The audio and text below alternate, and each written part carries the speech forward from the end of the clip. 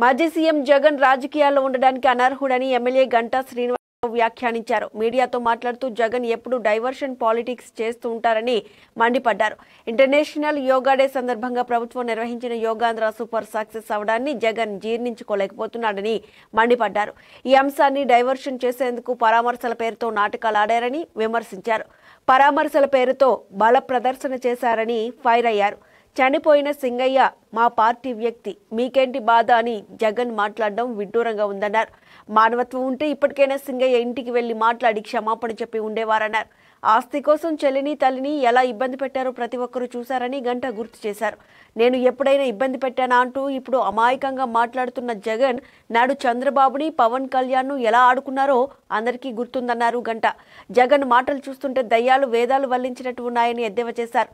151 నుంచి 11కు ఎలా పడిపోయావో తెలుసుకోవాలని హితవు పలికారు. జగన్ తన ప్రవర్తన మార్చుకోకపోతే ప్రజలే బుద్ధి చెప్తారని హెచ్చరించారు.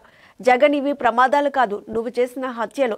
ఇలాంటి వ్యక్తులను డిస్క్వాలిఫై చేయాలి. అసెంబ్లీకి రాని వ్యక్తి డిమాండ్ చేశారు. మరి శాసనసభ్యుడిగా ఉన్నాడు, మరి అసెంబ్లీకి రాని వ్యక్తి దానికి రాజీనామా చేయొచ్చు. లేకపోతే నేను ఎమ్మెల్యే కాదు, అసలు అటువంటి వ్యక్తి పాలిటిక్స్లోనే ఉండడానికి అర్హుడు కాదంటా ఉన్నాను.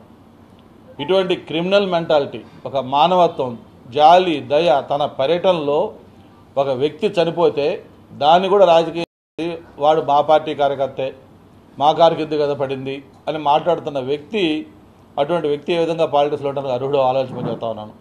అంతేకాదు, మీరు మన పర్యటనలు చూస్తే అక్కడ ప్లే కార్డులు, అన్న వస్తాడు అంతు చూస్తాడు, అదేదో తిరుపతి గంగమ్మ జాతరలో పొట్టేలు తల నరికినట్టు రఫా తలలు నరుగుతాం.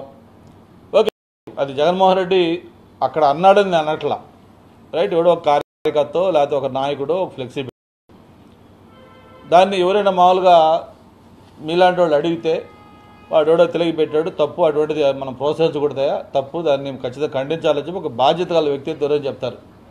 మరి ఇతనికి అటువంటి ఇది లేదు, తన యాటిట్యూడ్ ఇది. కాబట్టి అవును అన్నాడు అంటే తప్పేంటి, నరకొచ్చు కదా, తప్పేంటి అంటే ఒక ముఖ్యమంత్రిగా చేసిన వ్యక్తి, ఈరోజు ఒక పొలిటికల్ పార్టీకి అధ్యక్షుడుగా ఉన్న వ్యక్తి